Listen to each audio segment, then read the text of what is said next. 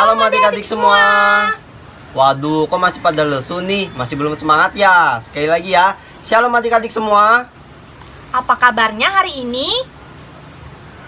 Luar biasa. Gimana supaya lebih semangat? Kita yel-yel dulu ya.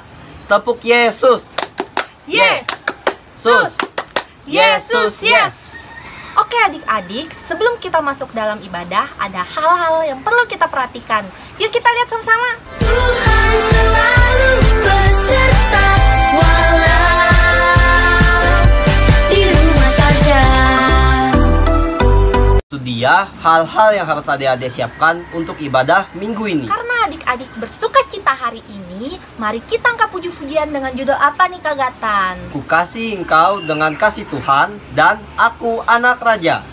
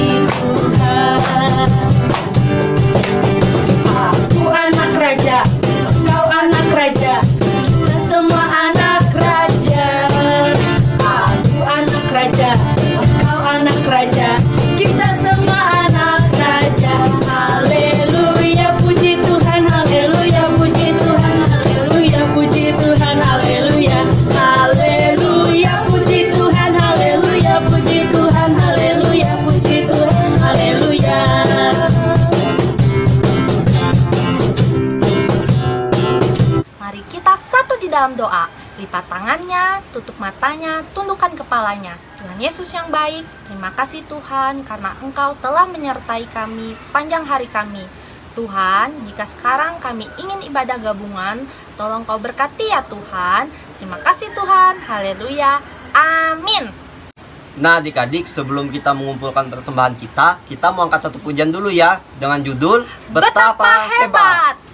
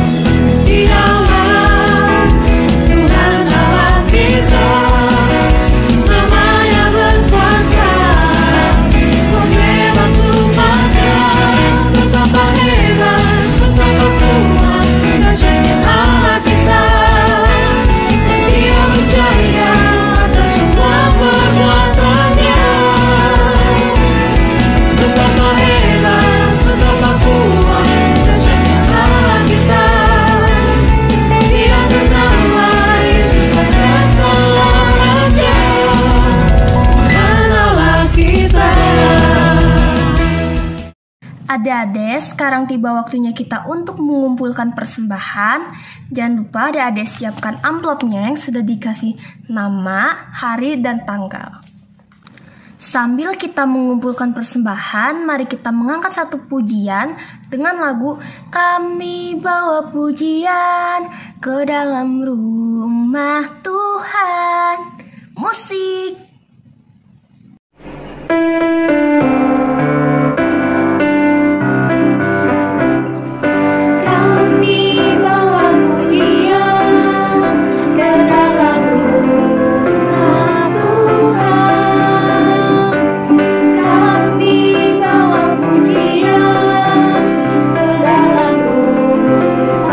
Tuhan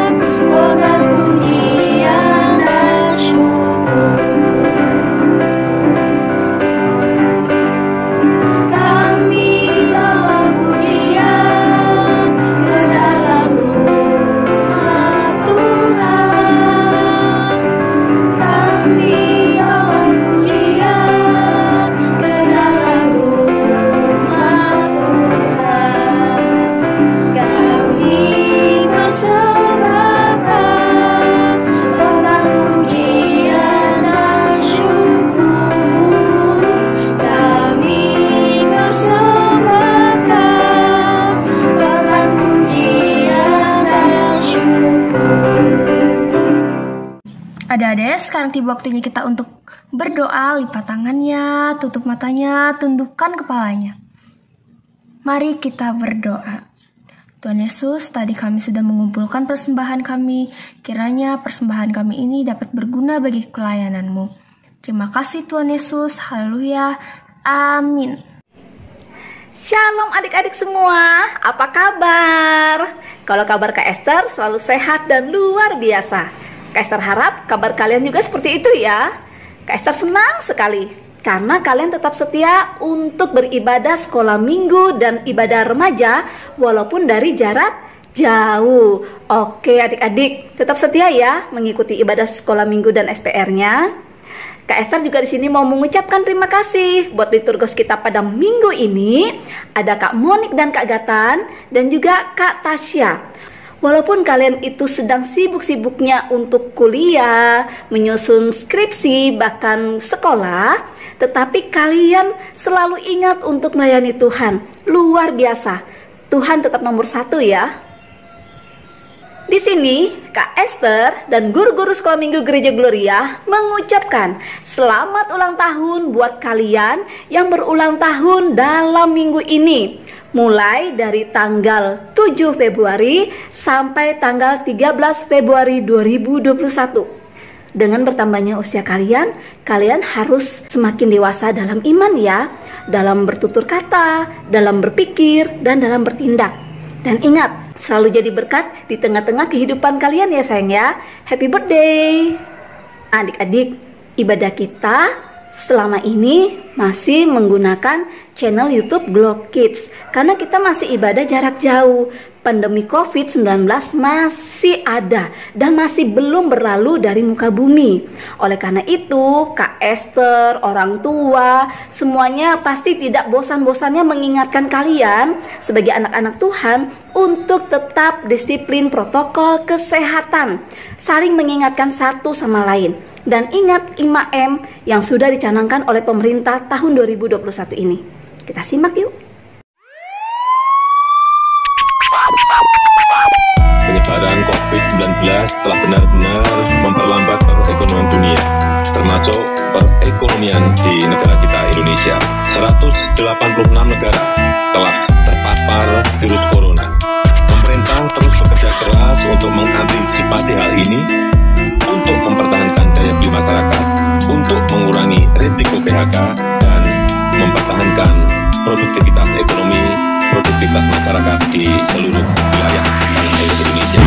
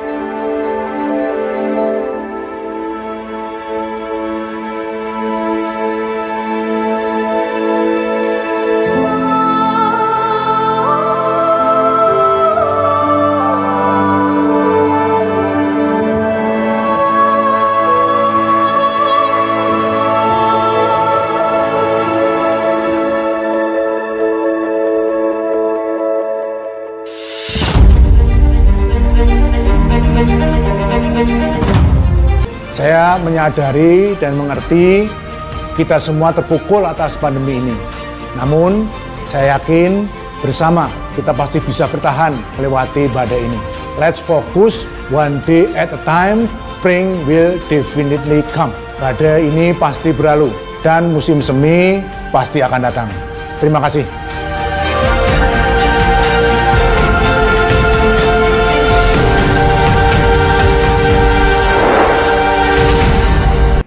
Jadi, walaupun kita masih ibadah online atau jarak jauh adik-adik, tetapi tidak mengurangi iman kita kan kepada Tuhan Yesus. Kalian tetap setia ya beribadah setiap hari Minggu. Jangan lupa juga berdoa supaya pandemi COVID-19 ini segera berakhir dan kita bisa melaksanakan aktivitas kita seperti biasanya lagi, seperti dulu. Oke adik-adik, itu dulu informasi yang Kak Esther sampaikan di minggu ini. Tidak banyak, sekarang kita langsung pisah kelas ya. Ada kelas PAUD, kelas kecil, kelas tengah, kelas besar, dan kakak-kakak remaja. Selamat beribadah di kelas masing-masing. Tuhan Yesus memberkati. Shalom.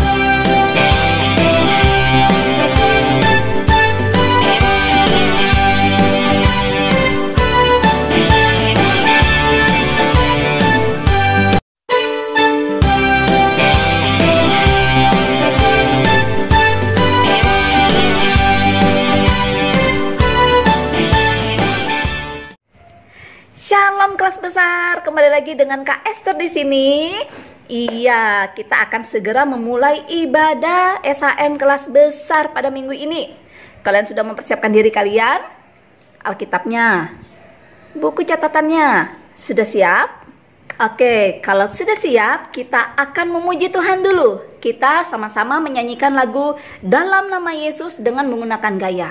Kalau pakai gaya artinya kalian harus berdiri dong. Kita harus nyanyi dengan semangat.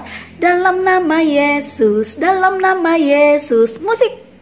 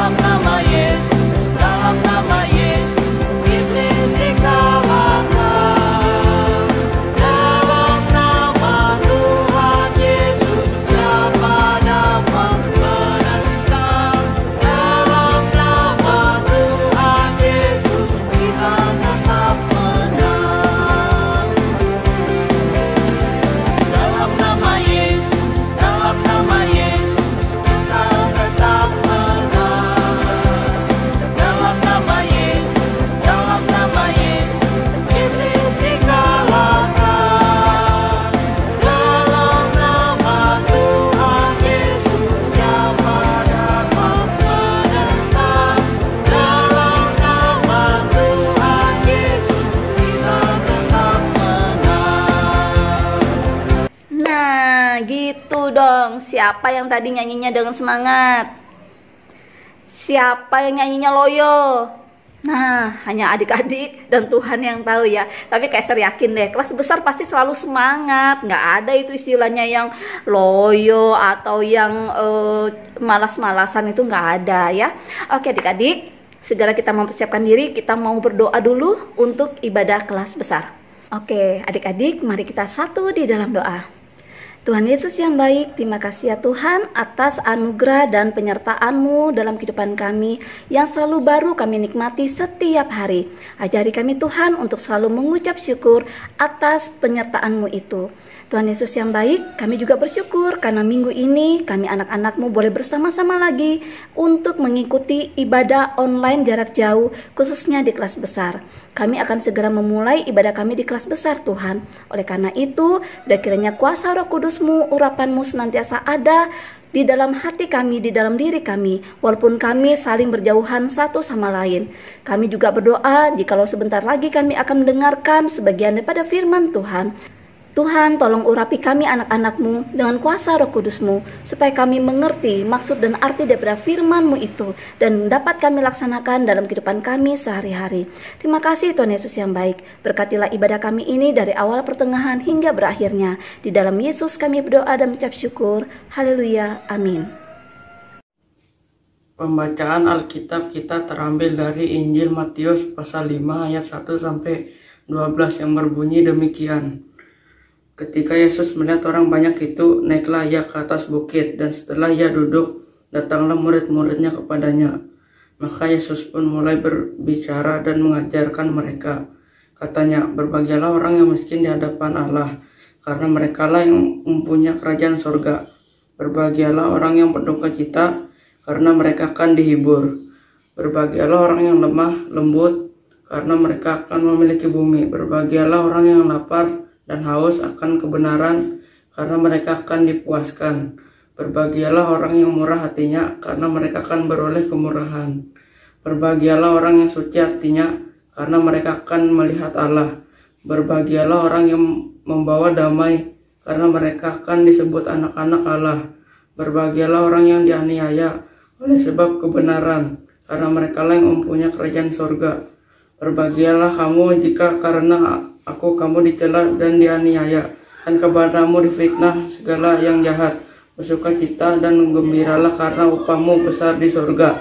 Sebab demikian juga telah dianiaya nabi-nabi yang sebelum kamu. Berbahagialah orang yang mendengarkan firman-Nya dan melakukannya dalam kehidupan sehari-hari. Hai kelas besar, di sini Kak Esther yang akan membawa kalian ke dalam pengantar cerita sebelum kalian mendengarkan cerita yang akan dibawakan oleh Kak Cia. Oke. Kak Esther mau tanya di sini, apakah adik-adik senang sekali merayakan pesta? Ya, pasti semua senang merayakan pesta, ya enggak? Begitu juga dengan bangsa Israel, adik-adik. Mereka itu juga tahu bagaimana merayakan pesta. Pesta yang mereka lakukan itu semuanya itu berhubungan dengan perbuatan Allah yang ajaib bagi mereka. Dan itu mereka rayakan setiap tahun. Tetapi ada juga loh pesta yang mereka rayakan 50 tahun sekali. Nah, perayaan itu disebut perayaan Tahun Yobel. Adik-adik, pada setiap tahun yang ke-50 terdapat satu hari khusus di mana bangsa Israel itu mendengar suara yang sangat nyaring. Ternyata suara nyaring tersebut keluar dari tanduk domba jantan yang ditiup, yang disebut juga dengan Yobel. Oh, berarti Yobel itu artinya tanduk domba jantan dalam bahasa Ibrani, adik-adik. Apabila tanduk tersebut ditiup, adik-adik, artinya tahun Yobel atau yang disebut juga dengan tahun pembebasan sudah dimulai. Kira-kira adik-adik tahu nggak mengapa tahun Yobel disebut juga dengan tahun pembebasan?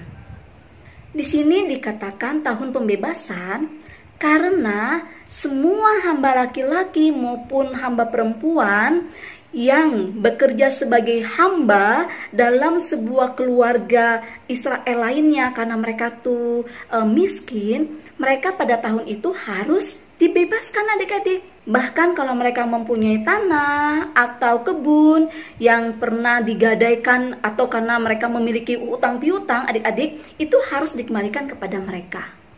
Nah, adik-adik, semua itu dilakukan pada tahun Yobel. Semua bangsa Israel harus memulai kehidupan baru lagi di tahun tersebut. Di sini Allah mau katakan bahwa Allah tidak ingin bangsa Israel itu hidup dalam penindasan atau kemiskinan.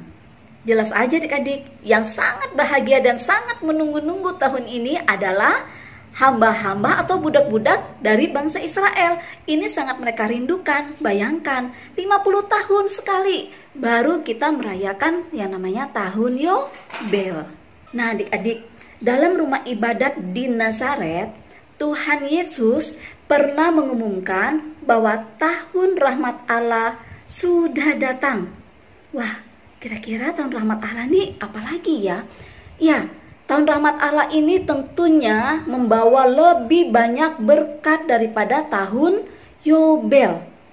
Tahun rahmat Allah yang dimulai dengan kedatangan Tuhan Yesus tidak akan pernah berakhir. Tidak seperti tahun Yobel yang ditunggu 50 tahun sekali. Nah, kalau tahun rahmat Allah ini ditandai dengan kedatangan Tuhan Yesus dan tidak ada akhirnya, adik-adik.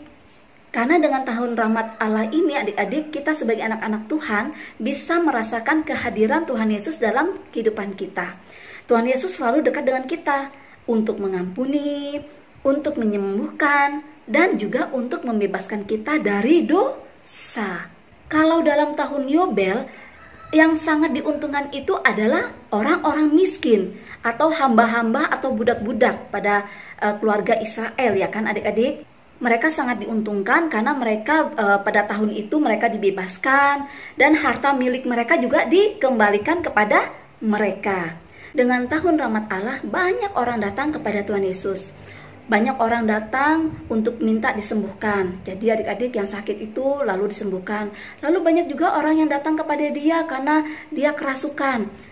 Orang tersebut juga langsung dibebaskan. Ya adik-adik ya, luar biasa. Dengan tahun Rahmat Allah, pekerjaan-pekerjaan nyata begitu terjadi dalam kehidupan di dunia ini. Hanya orang yang merasa dirinya benar seperti orang-orang di Nazaret adik-adik yang tidak mau percaya, tidak mendapat bagian dalam sukacita dan kebahagiaan yang diberikan oleh Allah melalui Tuhan Yesus. Oke adik-adik, untuk lebih jelasnya, mari sekarang kita mendengarkan cerita yang akan dibawakan oleh Kak Cia. Silakan Kak Cia. Halo adik-adik semua, apa kabarnya? Pastinya luar biasa kan? Baik adik-adik, sekarang tiba waktunya untuk kita mendengarkan firman Tuhan yang akan disampaikan oleh Kak Cia sendiri. Oke, sekarang kita mau mendengarkannya. Nah, tadi kan kita sudah membaca Alkitab yang disampaikan oleh siapa ya namanya tadi? Ya, oleh teman kita yang bernama Rangga. Kita mau baca Alkitabnya di kitab Matius. Ngomong-ngomong tentang Matius, Kak Cia jadi teringat nih. Di Matius ada istilah tentang kerajaan sorga adik-adik. Dan kalau di penginjil lainnya, itu istilahnya yaitu kerajaan Allah. Nah, walaupun berbeda dari kata-katanya, tapi kedua istilah ini mempunyai arti yang sama, yaitu kedatangan pemerintah Allah di bumi yang dinyatakan oleh Yesus dalam hidup dan pesannya. Jadi adik-adik, hidup dalam kerajaan sorga itu menuntut kita adanya suatu pembaruan di hati kita yang menghasilkan sikap baru. Tetapi dalam kerajaan sorga itu, segala sesuatu berpusat hanya kepada Allah sebagai pencipta dan penebus. Allah sendiri yang menentukan apa yang bernilai dan berharga di dalam kerajaan sorga. Hal ini sangat berbeda dengan apa yang berharga yang dianggap oleh manusia, atau bisa disebut dengan kerajaan dunia. Jadi adik-adik, dalam kehidupan manusia kita ini pastinya kita mengandalkan mental kita dan kekuatan jasmani kita. Itu sangat diandalkan oleh kita sebagai manusia. Nah, kalau dalam kerajaan sorga adik-adik, kita bergantung penuh pada Bapa Sorgawi yang memberikan dengan murah hati apa yang kita perlukan. Yang miskin di hadapan Allah, ia akan mempunyai kerajaan sorga. Terus yang berduka cita akan dihiburkan. Terus yang lemah lembut itu memiliki bumi. Dan yang haus dan yang lapar akan kebenaran akan dipuaskan. Terus yang murah hati akan memperoleh kemurahan. Nah adik-adik, jadi itulah yang diajarkan Tuhan Yesus kepada pengikut-pengikutnya waktu di atas bukit. Nah sekarang Kak Cia mau tanya nih dengan adik-adik yang ada di rumah. Adik-adik pernah nggak lihat orang yang kekurangan, yaitu dia datang ke kalian terus minta-minta uang ke kalian? Adik-adik pernah nggak lihatnya seperti di pasar atau di pinggir jalan? Nah, Kak Cia juga pernah adik-adik ngelihat orang-orang seperti itu. Orang-orang seperti itu mereka tidak punya duit untuk kebutuhan mereka sendiri adik-adik. Orang tua mereka juga tidak punya cukup duit untuk memenuhi kebutuhan keluarga mereka. Mereka hanya menggantungkan belas kasihan kepada orang lain adik-adik. Seperti yang kita baca di Alkitab, yaitu buka Alkitabnya Matius pasal yang kelima ayat yang ketiga, Berbahagialah orang yang miskin di hadapan Allah, karena mereka yang mempunyai kerajaan sorga. Miskin di hadapan Allah bukan berarti tidak mempunyai makanan ataupun minuman. Nah, tapi berarti tak layak di hadapan Allah. Di hadapan Allah yang Maha Kudus, kita adalah anak-anak yang miskin. Kita tidak cukup baik dan kita tidak cukup suci untuk datang kepada Tuhan Yesus. Tapi Tuhan Yesus berkata bahwa inilah jalan yang benar untuk datang kepada Tuhan, karena Tuhan sendiri yang akan memelihara dan mencukupi kebutuhan kita. Seperti anak-anak yang kekurangan tadi, walaupun mereka tidak bisa mengandalkan kekuatan jasmani mereka, tetapi mereka harus percaya bahwa Tuhan Yesuslah yang akan memelihara dan menjaga kehidupan mereka dan kita, adik-adik. Nah, terus Kak Cia mau nanya lagi nih, apakah adik-adik pernah merasa bersedih hati? Apakah kalian masih ingat mengapa sih kalian bersedih pada saat itu? Nah, kebanyakan kalau waktu usia kakak, waktu anak-anak, kakak itu sedih karena barang kesukaan itu rusak atau hilang, terus teman itu pindah rumah, atau ada yang meninggal dunia. Terus karena berbuat nakal dan takut dihukum. Nah, terus mengapa sih Tuhan Yesus berkata gini, bahwa justru yang berduka cita berbahagia? Ada yang tahu? Karena ketika kita sedih dan kita kecewa sama orang lain, kita harus ingat kita dapat datang kepada Tuhan untuk dihibur. Tuhan sanggup loh menghibur kita lebih dari orang tua atau teman kita. Tuhan menghibur kita dengan membereskan dan mengampuni kita. Itu memberikan kita sukacita sehingga kesedihan itu akan hilang dan lenyap. Bye-bye kesedihan. Nah, itu ada di Matius berapa? Ayo cari-cari siapa yang dapat. Ya, betul, di Matius pasal ke-5 ayat yang ke-4. Berbahagialah orang yang berduka cita, karena mereka akan dihibur. Apakah adik-adik pernah bertemu atau mempunyai teman yang bisa dikatakan jahat, terus suka ngusil, suka ganggu, nakal, dan juga sering berkata kasar? Nah, Kak Cia juga punya adik-adik teman yang seperti itu. Apakah adik-adik suka dengar orang atau mempunyai teman yang suka berkata kasar dan juga jahil itu? Ya, Kak Cia juga gak suka. Akhirnya Kak Cia kayak gak mau berteman dengan dia karena dia sering mengeluarkan kata-kata kasar dan juga dia suka ganggu di sekolah. Nah, terus adik-adik, coba deh bayangkan, jika Tuhan Yesus mengubah sikap yang kasar itu menjadi sikap yang lemah lembut, pasti adik-adik akan berteman dengan dia kan? Iya, dia akan menjadi teman atau sahabat kita. Dan juga pasti banyak loh teman-teman yang lain yang ingin bermain bersama dia, adik-adik, karena Tuhan Yesus telah mengubah sikap yang kasar itu menjadi sikap yang lemah lembut. Anak-anak yang memiliki hati dan perbuatan yang lembut tidak akan pernah merasa kecewa. Dengan kata-kata Tuhan Yesus, mereka akan memiliki bumi. Mereka akan merasa berbahagia, terus mereka akan merasa senang dan menjadikan orang lain dan orang di sekitarnya juga ikutan bahagia dan senang, adik-adik. Seperti yang dikatakan dalam kitab Matius pasal yang ke-5 ayat yang ke-5. Yuk kita sama-sama bacanya. 1, 2, 3. Berbahagialah orang yang lemah lembut, karena mereka akan memiliki bumi.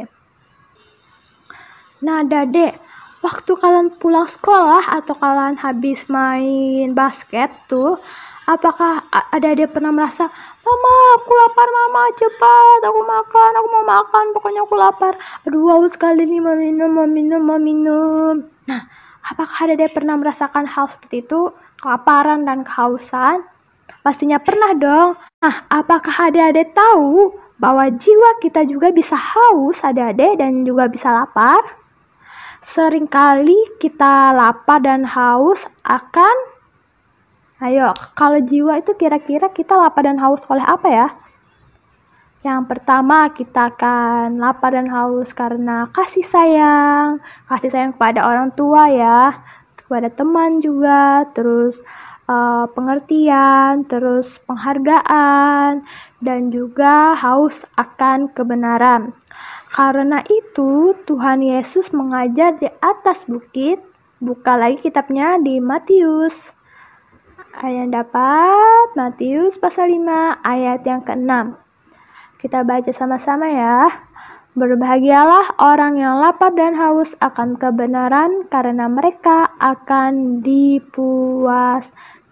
Nah, lapar dan haus akan kebenaran itu berbeda dengan sikap selalu ingin benar. Beda ya, dengan sikap selalu ingin benar. Lapar dan haus akan kebenaran berarti suka hal-hal yang adil dan benar. Jika kita membaca firman Tuhan dengan rasa lapar dan haus akan kebenaran, kita akan bertumbuh dalam kebenaran, dan Tuhan Yesus berjanji bahwa kita akan dipuaskan, adik-adik. Selanjutnya lagi, Matius pasal yang ke-5 ayat ke-7. Berbahagialah orang yang murah hati, karena mereka akan beroleh kemurahan. Jadi di sini kita harus membuang keegoisan kita. Adik-adik tahu nggak apa sih arti dari murah hati? Orang yang bermurah hati itu mereka akan mementingkan kebutuhan orang lain dulu, baru kebutuhan diri kita sendiri. Sebelum Tuhan Yesus mengubah sikap lama kita akan selalu berpikir tentang kesenangan diri kita sendiri, adik-adik. Contohnya seperti Kak Cia lebih mementingkan diri Kak Cia sendiri, padahal ada orang yang lain yang lebih membutuhkan duluan, tapi Kak Cia egois dan memperhatikan diri Kak Cia sendiri. Itu adalah salah satu contohnya. Tetapi adik-adik, ketika Tuhan Yesus sudah mengubah hati kita dan kita juga dapat memperhatikan keperluan orang lain juga, jika suatu saat tidak ada cukup makanan, kalian akan mengutamakan orang lain dibandingkan dengan diri kalian sendiri, adik-adik. Kalau hal seperti ini terjadi, kita akan sangat berbahagia dan akhirnya kita juga akan mendapatkan kemurahan dari Tuhan Yesus. Baik adik-adik, apakah adik-adik pernah melihat kaca yang dibasahin air hujan? Atau pas kalian naik mobil, terus kan tuh hujan. Nah, terus kalian tidak bisa melihat ke arah depan karena air hujan itu menutupi pandangan kalian, adik-adik. Jadi kalian tidak bisa jelas melihat ke depan. Atau seperti kaca pintu rumah, terus kaca pintu rumah, kaca jendela. Nah, kalau ada air hujan kan kalian tidak bisa melihat keluar karena air yang menutupi atau mengotori kaca tersebut, adik-adik. Terus bagaimana sih supaya kita dapat melihat keluar?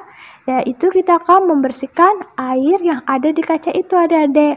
Barulah kita dapat melihat dengan jelas ke depan atau penglihatan kita. Demikian juga halnya sama ketika kita bercermin, tapi cerminnya penuh dengan debu, adik-adik. Nah, itu kan kita tidak dapat melihat atau tidak dapat bercermin dengan baik, kecuali kalau kita membersihkan cermin itu dulu, adik-adik. Nah, itu sama halnya dengan jika ada dosa di dalam hati kita, itu seperti kaca yang kotor. Itu juga mengaburkan doa dan pujian kita kepada Allah. Jadi kita tidak bisa bebas datang memuji dan beribadah kepada Allah karena malu, adik-adik. Seperti kaca dan cermin tadi, kita harus perlu membersihkannya terlebih dahulu supaya kita dapat melihat melaluinya dengan jelas adik-adik. Dan seperti itu jugalah hati kita harus dibersihkan sebelum kita mencari Allah dengan jelas dalam doa dan pujian kita. Suatu hari nanti ketika kita pergi ke sorga dengan hati yang suci, kita akan melihat Tuhan seperti Dia melihat kita, adik-adik. Yang terdapat di Matius pasal yang kelima ayat yang ke-8. Berbahagialah orang yang suci hatinya, karena mereka akan melihat Allah. Baik, selanjutnya Matius pasalnya yang kelima ayat yang ke-9, yaitu kita sama-sama ya bacanya. Berbahagialah orang yang membawa damai, karena mereka akan disebut anak-anak Allah. Contohnya, jika teman kalian di sekolah sedang berkelahi, pasti salah satu dari mereka ada yang mencari gara-gara nih. Terus bagaimana sih sikap seorang pembawa damai itu? Tuhan Yesus ingin supaya anak-anaknya hidup dalam damai. Nah, adik-adik, iblis itu sangat suka dan sangat senang jika terjadi pertengkaran dan perkelahian. Paling senang tuh iblis melihat anak-anak Tuhan lagi kelahi dan lagi bertengkar, adik-adik. Tetapi Allah sendiri cinta dengan perdamaian. Di sorga di mana Ia tinggal ada kedamaian. Itu sebabnya pembawa damai itu disebut dengan anak-anak Allah. Selanjutnya adik-adik, ini yang terakhir yaitu Matius pasalnya yang kelima ayatnya yang 10. Kita baca sama-sama ya.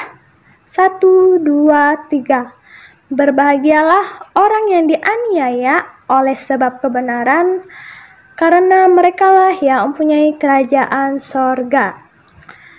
Jadi gini adik-adik, sekarang ini masih banyak dan ada yang tidak melakukan perbuatan jahat tetapi dipenjarakan. Mereka ditangkap karena mereka percaya kepada Tuhan Yesus. Seperti itu terjadi ada di berbagai negara. Ada orang yang percaya kepada Tuhan Yesus terus ditangkap, terus dipenjarakan. Dan ada juga orang-orang muda yang tidak diizinkan untuk sekolah jika mereka percaya kepada Tuhan Yesus. Bahkan terdapat anak-anak yang disiksa karena mereka percaya kepada Tuhan Yesus.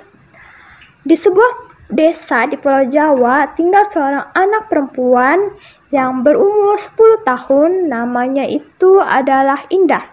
Ini cerita ya adik-adik, namanya Indah.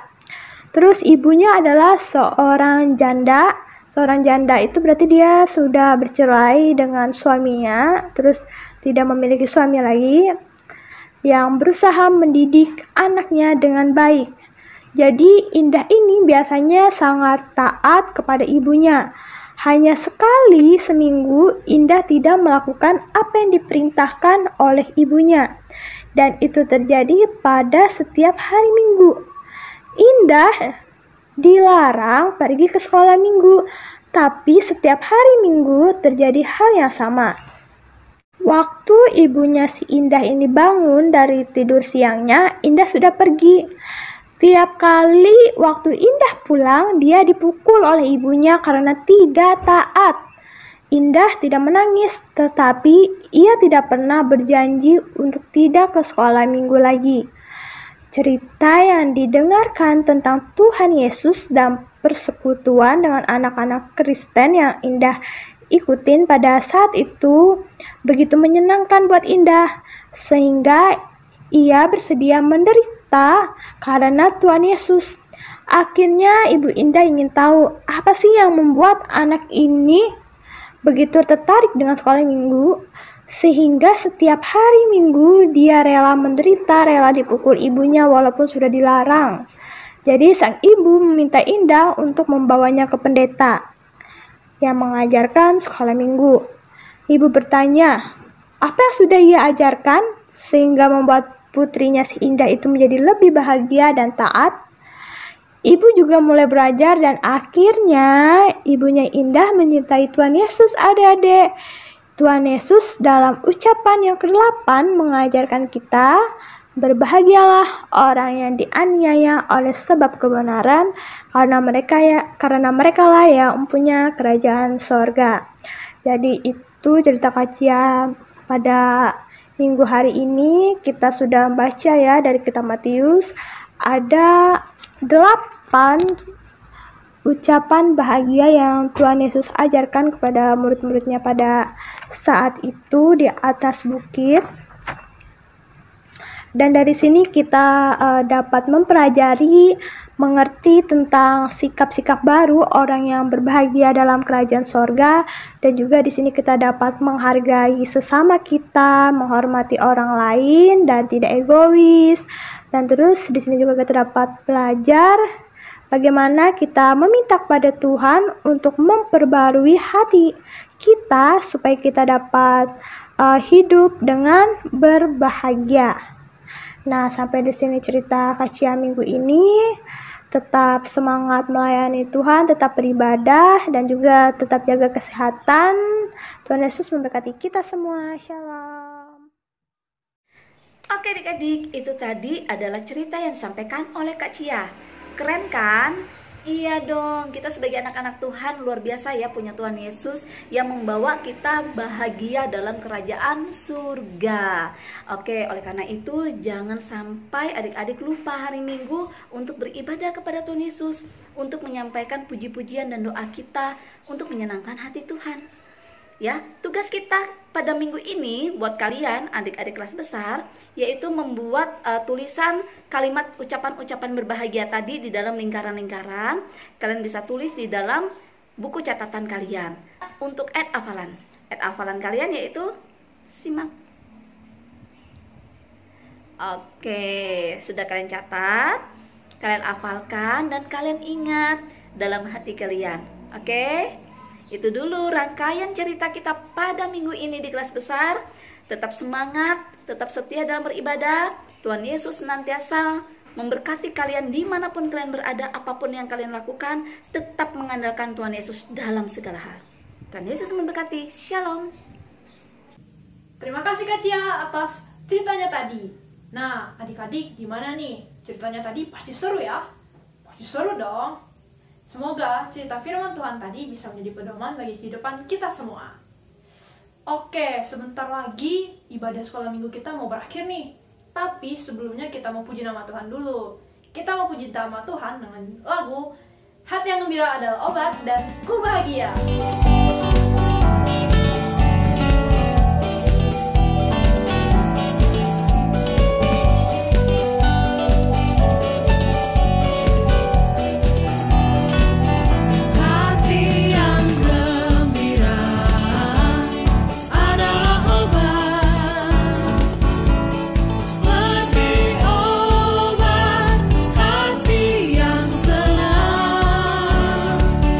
Tapi semua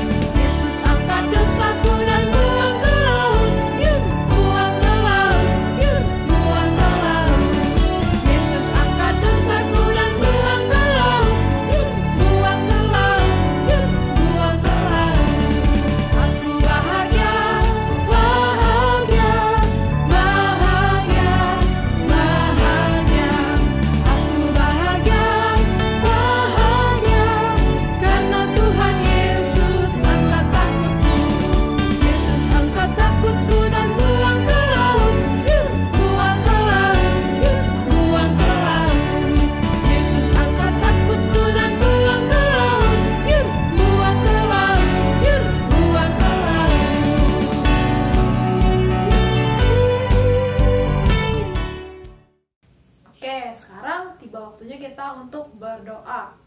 Kita lipat tangannya, tutup matanya, tundukkan kepalanya. Mari kita satu di dalam doa. Tuhan, terima kasih karena Engkau telah menyertai ibadah kami dari awal, pertengahan, hingga berakhirnya. Ya Tuhan, semoga cerita firman Tuhan yang disampaikan tadi bisa menjadi berkat bagi kehidupan kami. Ya Tuhan, sekarang kami ingin melanjutkan kembali aktivitas kami. Engkau berkati segala aktivitas kami agar bisa menjadi kemuliaan bagi nama-Mu. Inilah doa kami yang Engkau sempurnakan dengan doa yang telah Engkau ajarkan. Bapa kami yang ada di surga, dikuduskanlah nama-Mu, datanglah kerajaan-Mu, jadilah kehendak-Mu di bumi seperti di surga. Berikanlah kami pada hari ini makanan kami yang secukupnya, dan ampunilah kami akan kesalahan kami, seperti kami juga telah mengampuni orang yang bersalah kepada kami.